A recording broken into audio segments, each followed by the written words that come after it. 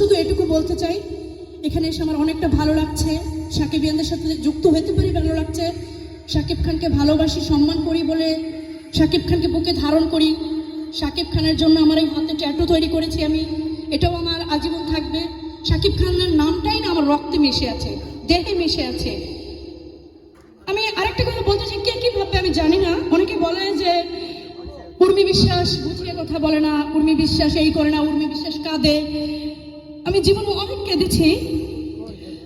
তো আমি সবার উদ্দেশ্যে একটা কথা বলবো, এই পৃথিবীতে উর্মি বিশ্বাসের মতো শাকিব খানকে কেউ ভালোবাসতে পারবে না। বিশেষ করে কোন মেয়ে সাকিবিয়ান ভালোবাসতে পারবে না, কোন মেয়ে সাকিবিয়ান ভালোবাসতে পারবে না। আমি সে যদি চাইতো ফিল্মের মতো বলতে হয়, আমি জীবনটাও দিতে পারবো।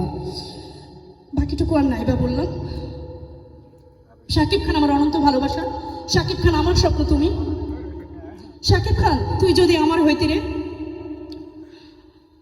শাকিব খান তুমি আমার প্রিয়তম, শাকিব খান তুমি আমার রাজকুমার, শাকিব খান তুমি আমার দরদ মায়া ভালোবাসা, শাকিব খান তোমার জন্য হয়ে যাবে সামনে আমি বরবাদ, বরবাদ হয়ে যেতে পারি।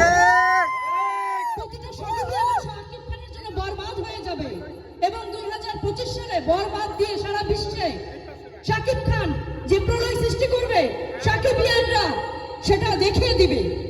আরেকটা কথা আমি বলি, বরবাদ নিয়েই বলবো, সেটা হলো শাকিব খানের আশেপাশে